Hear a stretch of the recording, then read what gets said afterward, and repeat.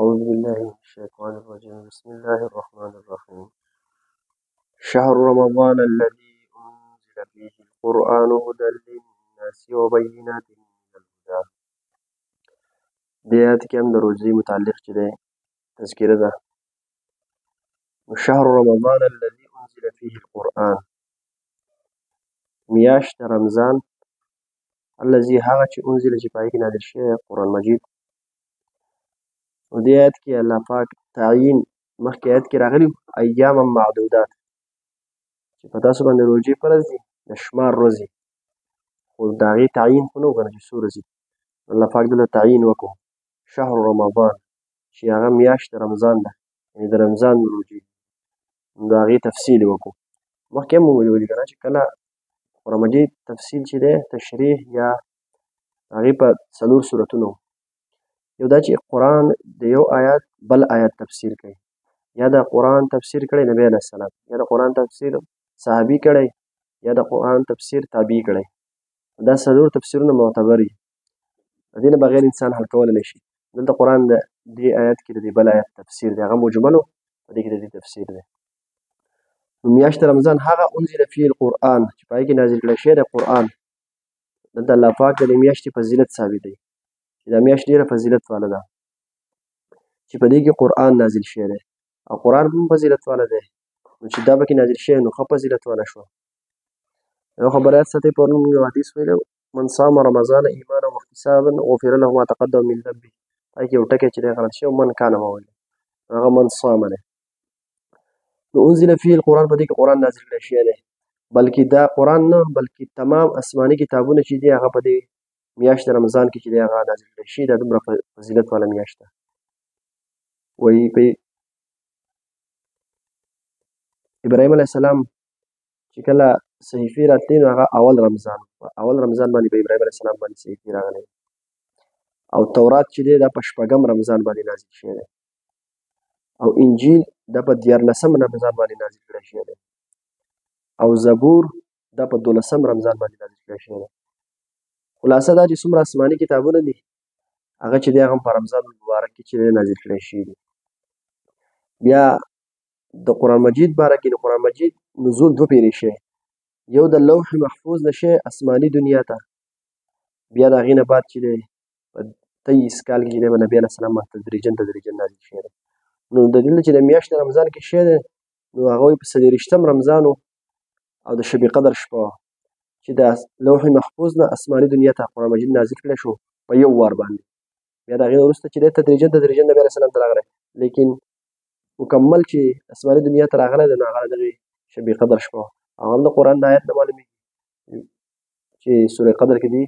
بسم الله الرحمن الرحیم انا انزلناه فی لیلة القدر، چې بېشکه موږ نازل کړی دی د قرآن لره په شب قدر کې. نو په شب قدر بیا د هغې مخې ته د هغې فضیلت ذکر دی. دلته یو خبره فضیلت د هغې ذکر دی چې هغه د 0 میاشتو نه بهتره میاشت ده. یو خبره یاد ساتئ، دې موقع کې رایاد شوه، هر سړي دا ارماني که نه چې په رمضان المبارک کې چې دی ما نه شب قدر دا شپه ولیدې. یو خو د دې دا فضیلت دی چې د 0 میاشتو نه زیات دی، قرآن مجید پکې نازل شوی، نور ډېر فضایل دي. نو د هغې د موندلو اسانه یو نسخه قرآن مجید کې په خپله ذکر ده. هغه صورت اخره کې اخري آیت چې دی یا حتی مطلع الفجر، چې دا شب قدر در هغې پورې چې طلوع فجر وشي، یعنې دا خبره مسلمه ده قرآن مجید د آیات نه چې دا شب قدر د سهاره پورې، یعنې چې د کومې پورې طلوع فجر نه شي د دغې وخت پورې. نو که هر انسان د موندلو طریقه څه شو اسانه شوه، هر انسان یې موندلی شي. ځکه چې د شپې په ماخوستن کې دې لمونځ وکړو او سهار تهجد له خو عام طور خلک پشپني د پاسې تهجد دې وکړه، نو هر سړی د دغې د فضیلت څه دی موندی شي، او د قرآن د آیت نه چې د هغه د سهاره پورې. نو دا په قرآن مجید چې دی د دې بس په دې میاشتې فضیلت ته اشاره وشوه چې په دې کې قرآن مجید بلکې تمام آسماني کتابونه دې کې نازل کړی شي. هدى للناس، بیا د قرآن مجید صفات بیانوي الله پاک. هدى للناس چې داسې کتاب دی ده چې هدایت دی د خلکو لپاره، یعنې تمام هدایت دی، نیغه لار ښودونکی دی. یا وهدیناه النجدین، الله پاک وایي دوه لارې دي، یوه نیغه لاره ده یوه کږه لاره ده. نو قرآن مجید چې دا به بالکل نیغه لاره ښیي، نو کږه د کږه نه پې وشوه، ځکه چې یو شی به یا صحیح یا به غلط وي، دواړه نه شي کېدی، دواړه هم نه شي منفي کېدی، یعنې یا به غلط یا به صحیح، دواړه غلط، یو شی غلط او صحیح دواړه نه شي کېدی، او نه داسې کېدی شي یو شی نه غلط یا نه صحیح. نو قرآن مجید چې دی دا هدى للناس دا هدایت ته د خلکو لپاره یعنې نیغه لار ښیي نو دا شیطاني لار نه خامخا چې دی هغه نفي کوي وبینات من الهدى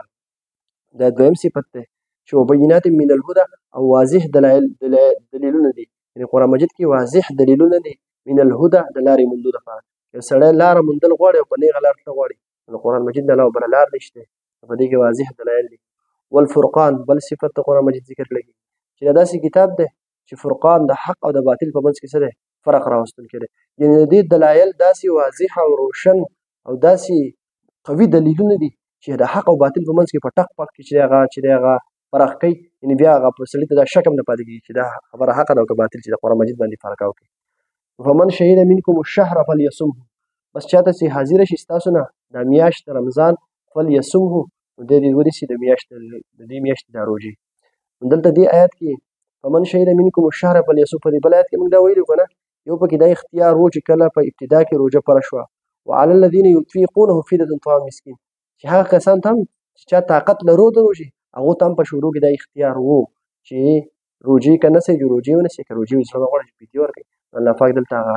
هغه اختیار منسوخ کړو چې په من شهد منکم الشهر فلیصمه بس امر یې وکړو چې چاته حاضره شو دا میاشت نو فلیصمه دی دې روژې نیسي نو اوس هغه اختیار پاتې نه شو بلکې هغه اختیار ختم شو یو سړي کې طاقت وي نو هغه به روژې نیسي بل لا فمن شهد منکم الشهر نه یو دا مسله ثابته چې چاته دا میاشت حاضره شي نو اوس یو سړی داسې د مثال په طور سړی کافر او په منځ کې مسلمان شو یا نابالغ په منځ کې بالغ شو نو آیا دا کمې روژې چې تېرې شي دا په ده لازمي که نه به یې لازمي ځکه دې آیت ته پته لګي فمن شهده هغه ته هغه باقیه د کمې پورې چې دی په منځ کې چې کوم مسلمان شو دا 15 ورځې خو تللی وي نو هغه ته هغه باقیه 15 ورځې چې دی هغه ته حاضرې شوي یا بالغ شو یا که مسلمان شو نو دغه باقیه 15 ورځې به ده پره شوي او هغه نورې نه دي پره شوي بل لا فمن شهد منکم الشهر نه یو دا پته لګي چې چاته میاشت رمضان حاضر شي اوس یو سړی دی که هغه په ابتدا کې 15 روژې ونیوي او مړ شو نو په هغه باندې باقیه 25 نشته ځکه چې دا باقیه 25 د هغه په حق کې موجود شوي نه دي شهیده به معنا د حضور ده او ګواه ته هم شاهد ویلی کېږي د دغې وجې نه چې هغه حاضرېږي په مقدمه کې په عدالت کې چې کله مقدمه په عدالت کې حاضرېږي نو هغه ته شاهد ویلی کېږي نو چې د چا په حق کې موجوده شي نو په هغه باندې فرض دي بس که یو سړی پکې په منځ کې لاړ نو په هغه نه فرض کېږي ومن كان مريضا او على سفر فعدة من ايام اخر پس څوک چې وي مریض او على سفر یا په سفر کې وي فعدة من ايام اخر نو په ده باندې شمېر دی د نورو ورځو اوس دلته دا آیات په دوباره دا حصه چې دی دا الله پاک په دوباره راوړه نو ګوره قرآن مجید کې چېرته هم تکرار نشته قرآن مجید کې یو تکرار نشته یو په قرآن مجید کې تعارض نشته د آیات د بل سره بل د حدیثو او د قرآن هم تعارض چېرته نشته بل د حدیثو په خپل منځ کې هم تعارض نشته تعارض د مراد تعارض حقیقي نشته یعنی تعارض به ظاهره کې به تعارض ښکاري یو آیت په د بل مخالف ښکاري یا به کې تکرار ښکاري او یا به حدیث چې دی د قرآن مخالف ښکاري یا به حدیث په خپل دوه حدیث به یو به یو شان ښکاري لیکن که حقیقت ته ور وننوځي یعنې که په سړي ته په علم راشي نو چېرته هم تعارض دی پای کې یو باریک چې دی هغه مطابقت وي چېرته هم ځکه چې دواړه وحي دی حدیث هم وحي ده او قرآن هم وحي ده او دا د الله پاک د جانبه دي نو په دې کې تعارض نشي کېدی نو دا تکرار هم په قرآن کې نشته ځکه چې تکرار داسې یو شی دی چې دا یو بد ګڼلی کېږي مثال په طور یو سړي ته یو خبره حاصل ده او ته بار بار خبره کې دې ته خو تحصیل حاصل وي هغه ته یو شی حاصل دی او ته بار بار وایي دا خو یو شنیع کار دی یو بد کار دی او دا د الله پاک د کلام نه منافي دی نو دلته الله پاک بیا ونې راوړو ومن کان مریضا او علی سفر فعدة من ایام اخر نو اصل کې یو شک پیدا کېدو اصل کې مخکې آیات کې چې دی اختیار و د روژې د نیولو او د نه نیولو نو الله پاک دغه اختیار منسوخ کړو نو دلته دا شک پیدا کېدی شو بیا خو بیا معترضین خو ډېري ګوره اسلام او شریعت قرآن دا مکمل ضابطه حیات دی مکمل هر څه چې دی کامل ښیي نو دا یو شک کېدی شي چا کړی وي او یا دا یو شک پیدا کېږي چې آیا د مریض او د مسافر نه هم دا ګوره دا حکم منسوخ شو اوس د مریض او مسافر چې دی بس د ده په حق کې چې دی بس رمضان دی صرف روژې به نیسي فدیه او دا وغیره د ده نه چې دی که دی مریض و دی به روژې نیسي لهذا او په دغې میاشت کې به نیسي د ده نه هم دا چې دی دا منسوخ شو نو الله پاک په دغې وجه راوړو چې دغه شک ختم شي چې نه ومن کان مریضا د مریض او د مسافر په باره کې چې دی اوس هم دغه حکم دی چې دی به چې دی که مریض وي او یا مسافر وي شرعي مسافر وي نو دی پرېښودی شي روژې فعدة من ایام اخر نو دی بیا شمېر وکړي د نورو ورځو نه یعنې په نورو ورځو چې قضا شي د هغې قضا دې راوړي یرید الله بکم اليسر الله پاک غواړي ستاسو سره څه اساني یعنې الله پاک ستاسو سره اساني غواړي داسې هم کېدای شو چې اوس مریض او مسافر نه اختیار نه یې ورکړی یا اختیار یې ورکړی لیکن د دې روژې په ځای کې چې یوه میاشت به نیسي نو څومره چې بس قضا شي یو خو ورته په وختي اختیار میلاو شو چې په نورو ورځو کې ورسې کله هم ښه شوی طبیعت یې برابر شو یا سفر ختم شو او بیا پکې دا هم تعیین نشته فعدة من ایام اخر بس نشي په کومو نورو ورځو کې دا پکې هم نشته چې ور په پرله پسې به یې نسئ که یوه نسي درې پرېږدي که درې نسي څلور پرېږدي یا که اول نسي اخر نسي د هر قسم اختیار یې ورکړو نو الله پاک څه دې کې وفرمایل چې به تاسو باندې الله پاک اساني غواړي دا اساني په هر اعتبار سره ده بل دا مسلسل نه دي بیا بل دا اقمره روجي دي ولا يريد بكم العسر او نه غواړي الله پاک ستاسو سره څه تنګي د تنګۍ معامله درسره نه کوي که نه په دې کې که دا فکس وکړم بیا به انسان ډېر په مشقت کې غورځېدو الله پاک اساني غواړي په تاسو باندې ولتکملوا العدة او تاسو پوره کړئ د عدت یعنې دغه شمار پوره کړئ یعنې چې څو ورځې درنه قضا شوي دي دغه پوره راوګرځوئ ولتکبروا الله على ما هداکم او د الله پاک لویي او بډایي بیانه کړي علامه ما په دې خبره هداکم چې تاسو هدایت کړی یعنې تاسو یې په نیغه لاره کړي او تاسو ته یې دا هدایت کړی دی چې د روژې کې درته دا اساني راوستې ده په دې باندې الله پاک لویي چې دی هغه بیان کړي ولعلکم تشکرون او تاسو شکر ادا کړئ یعنې احسان ومنئ دا الله پاک یو احسان په تاسو وکړو چې په اختیارات یې درنه درکړل او بیا هغه اختیارات هم داسې چې د هغې په زیاتۍ د باندې هم نه دی کړی دا الله پاک شکر په دې ادا کوي واذا سالک عبادي عني فاني قریب او چې کله ستا نه سوال وکړي نبي علیه السلام الله پاک مخاطب کوي زما بندګان عني زما په باره کې فاني قریب بېشکه زه څه یم نږدې یم دا آیات نازل شوی و په هغه وخت کې چې نبي علیه السلام تپوس وکړی شو چې نبي علیه السلام ته دا تپوس ترې وکړی شو چې آیا الله پاک مونږ ته نږدې دی او که لرې که د الله پاک مونږ ته نږدې نو مونږ په قلاره دعا کوو او که د الله پاک زمونږ نه لرې نو چې مونږ په چغو دعا کوو نو دا په دا آیات نازل شو واذا سالک عبادي عني فاني قریب چې کله زما بندګان ستا نه تپوس وکړي چې زما په باره کې چې زه لرې یم که نږدې نو فاني قریب زه څه یم نږدې یم نو یو دې دا پته ولګېده چې زه نږدې یم نو مطلب دا دی په دعا کې او دا هم په دعا کې چې دی دا خفا یعنې په پټه باندې وکړی شي نو د دې آیات نه پته لګي فاني قریب زه نږدې یم نو په پټه غواړم اجیب دعوة الداعي اذا دعاني زه قبلوم د دعا کوونکي دعا اذا دعاني کله چې هغه زما نه دعا وکړي ګوره الله پاک دلته صریح حکم وفرمایو اجیب دعوة الداعي اذا دعاني زه دعا کوونکي دعا قبلوم چې کله دعا وغواړي اوس بعضې خلک دا وایي زمونږ دعا نه قبلېږي اصل دعا دا د عبادت مغز دی په حدیث کې راځي که نه الدعاء مخ العباده دا دعا د عبادت مغز دی او مغز هر هغه شی ته وایي د کوم شي نه د هر شي نه چې کوم شی مقصود وي هغه مغز وي لکه په دې هډوکي کې دننه چې کوم مغز وي هغه هم ډېر بهتر شي یا کوچ شو وغیره د هر شي نه چې کوم شی مقصود وي اصل پای کې هغې ته مغز وایي نو دا د عبادت مغز دی بل دا دعا دا شانې بندګي ده یعنې د بندګۍ دغه دی حدیث کې هم دا راځي که نه چې نبي علیه السلام فرمایي چې کله د الله پاک نه دعا غوښتله کېږي نو الله پاک په دې خوشحالېږي او چې کله د الله پاک نه دعا نه غوښتله کېږي نو الله پاک په دې غوسه کېږي او وجه دا ده ولې غوسه کېږي ځکه چې ده کې عاجزي نشته دی ځان کامل ګڼي ځکه چې انسان دعا کوي خو دی ځان عاجزه ګڼي الله پاک د ځان محتاجه ګڼي نو دی خپل محتاجي ختموي د دې وجې نه الله پاک په دعا نه کولو باندې غوسه کېږي او په دعا کولو باندې خوشحالېږي اوس اجیب دعوة الداعي اذا دعاني دا شوه دا خبره چې بعضې خلک وایي زموږ دعا نه قبلېږي یا دعا کوي نه وایي موږ ګناهګاران یو نو ګوره قرآن مجید الله پاک ډېر رحیم دی دلته ګوره صریح د قرآن مجید د آیات کې شک کول یا انکار کول دا کفر دی نو الله پاک وایي زه دعا قبلوم چې کله دعا کوي څوک اوس صورتونه د هغې مختلفې د دعا د قبلېدو هغه صورتونه مختلف دي یو سړی داسې څنګه دعا وکړي فورا د هغه دعا قبوله شي دا یو صورت ته قبلېدو شو دویم دا یو سړی دعا وکړي او هغه دعا لږه لیټ قبوله شي نو دا هم قبوله شوه لیکن لږه لیټ قبوله شوه دا هم د قبلېدو صورت دی دریم دا انسان دعا وکړي او دعا د ده قبوله نه شي نه وس او نه بعد کې لیکن دله څه مصیبت او دله څه داسې تکلیف وغیره را روان وي داسې مصیبت را روان وي د هغې په ذریعه د دعا د برکت الله پاک هغه مصیبت ده پکې یعنې هغه دعا د هغه مصیبت دپاره چې دی هغه وګرځي یعنې مصیبت ده پکې څلورم دا صورت هم کیدی شي چې انسان یو شی غواړي په هغې کې خیر نه وي مثال په طور انسان دی بس خطر مال غواړي او دا مال کې د ده خیر نه وي او اکثر دا هم چې د اکثر سرکشي د مال د وجې اکثر زیاته راځي نو په دې کې د ده خیر نه وي په یو شي کې نو الله پاک د دې په شي په بدله کې بل شی ورکړي نو دا خو هم د دعا د قبلېدو یو صورت دا هم شو او که دا نشي په دنیا کې هغه دعا قبوله نشي نو آخرت ته الله پاک پاتې کړي او کله چې په آخرت کې انسان د خپلې دعاګانو دا بدله ویني چې څومره دعاګانې یې کړې او هغه بدله ویني وایي دی به ارمان وکړي چې کاش چې په دنیا کې زما یوه دعا هم نه وای قبله شوې ټولې دلته پاتې شوې نو خلاصه ده چې دعا په هر صورت قبلېږي بیا صورتونه مختلف وي نو کله انسان چې دی یو شي ورنښتی او هغه فورا ونه شي نو دی مایوسه شي دعا قبلېږي په هر صورت که دونه نشي دنیا کې نشي د آخرت ته خامخا الله پاک څه کوي ذخیره کوي فلیستجیبوا لي نو چې الله پاک وایي چې کله زما بندګان دعا کوي نو زه یې قبلوم نو پکار دا ده فلیستجیبوا لي پکار دا ده چې هغه هم زما حکم ومني دلته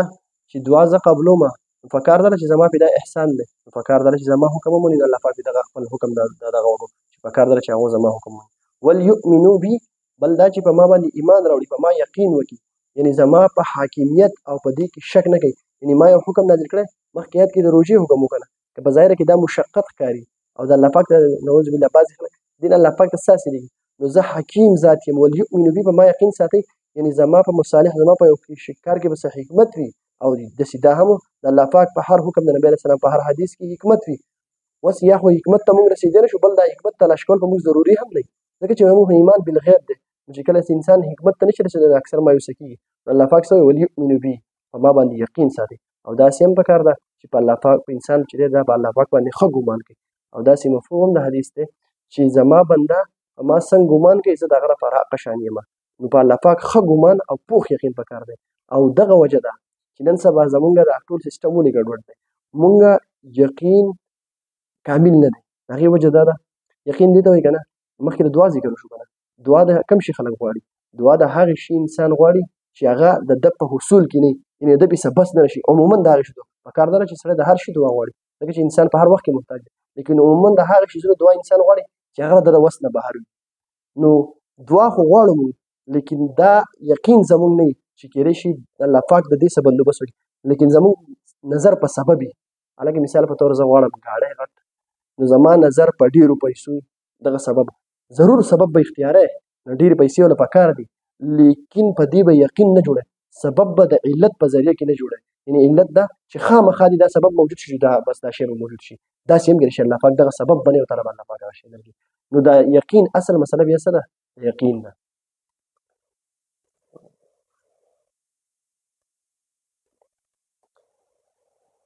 نو الله پاک څه وایي په ما باندې یقین ساتئ په هر طریقه چې دی نو په دې کې بیا وسیع مفهوم دی چې په هر د الله پاک په هر حکم کې د الله پاک حکمت وي په هر شي کې چې دی د الله پاک باندې یقین ساتل او د الله پاک په حاکمیت باندې پوره یقین لعلهم یرشدون او دا د څه لپاره چې تاسو په دې غلاره شئ مخې ته بیا د روژې بحث را روان دی په دې منځ کې دا آیت الله پاک په دې صورت راوړو چې یا د روژې ګران عبادت دی نو چې د ګران عبادت دی نو الله پاک پکې خپل یو خاص رحمت ته اشاره وکړه چې د هغه دعا د قبلېدو د رحمت ته تذکره مخې ته بیا د روژې بحث روان أعوذ بالله من الشيطان الرجيم بسم الله الرحمن الرحيم شهر رمضان الذي میاشت رمضان الذي هغه انزل فيه القرآن چې نازل کړی شوی دی په هغې کې قرآن هدى للناس هدایت دی دپاره د خلکو وبینات من الهدى او واضح دلایل دي د لارې موندلو لپاره والفرقان او د حق او په باطل په منځ کې فرق کوونکی دی فمن شهیده پس چا ته چې حاضر شي منکم پس څوک چې حاضر شي منکم ستاسو نه الشهر میاشت رمضان ته فلیصمه پس هغه دې د دې روژې ونیسي ومن کان مریضا او څوک چې بیمار وي او علی سفر یا په سفر کې وي فعدة من ایام اخر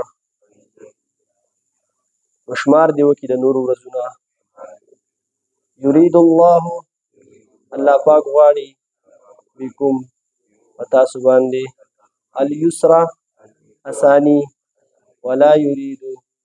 او نه غواړي الله بكم په تاسو باندې العسر تنګي ولتکملوا العدة او تاسو پوره کړئ شمار ولتکبروا الله او دوی بیان کړئ د الله علامه په دې خبره هداکم تاسو یې په نیغه لاره کړي یئ ولعلکم تشکرون او د دې لپاره چې تاسو شکر ادا کړئ یا تاسو احسان ومنئ واذا سألک هر کله چې ستا نه تپوس وکړي عبادي زما بندګان عني په باره زما کې فإني قریب بېشکه زه نږدې یم اجیب دعوة الداعي دعا قبلوم د دعا کوونکي اذا دعاني چې کله زما نه دعا وکړي فلیستجیبوا لي پس د دې ومني حکم زما وليؤمنوا بي او ایمان دې راوړي په ما یا یقین دې ساتي په ما لعلهم يرشدون دې دپاره چې دې په نیکه لاره شي یا دې دپاره چې دې په نیغه لاره شي.